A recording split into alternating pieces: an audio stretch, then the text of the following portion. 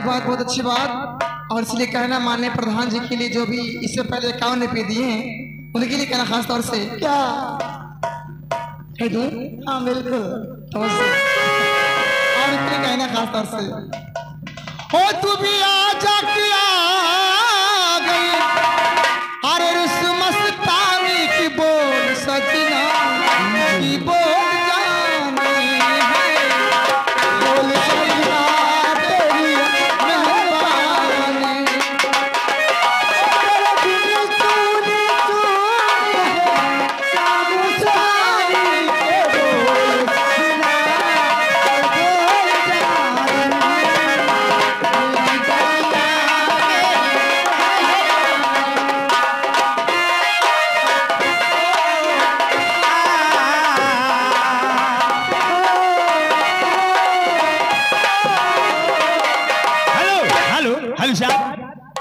बड़ी काफी तरह से मौसम बनाए नहीं गिरा नहीं है, वही उठा धरा है। और हमारे शंकर मामा याद ग्राम लथुरा वाले जहां भी गए हों तो आकर के भाई श्रृंगार घर में मुलाकात कर ले हमारे शत्रुघ्न प्रधान से, बड़ी मेहरबानी होगी। धन्यवाद।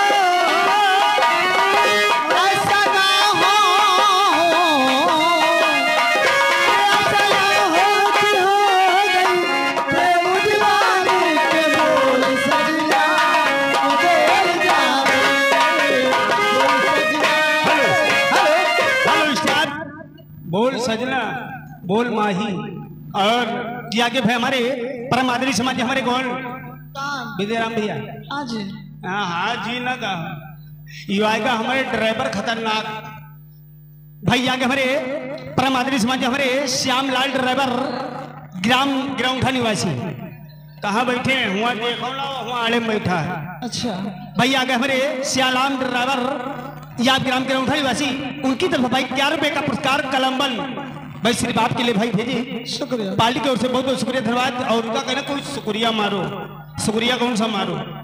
उनके गाने के बोल हैं, भाग चला भौजाई देवर धक्का मारे थे। बिल्कुल होगा। जी हाँ हाँ, क्यों फिर 10 रुपए लो।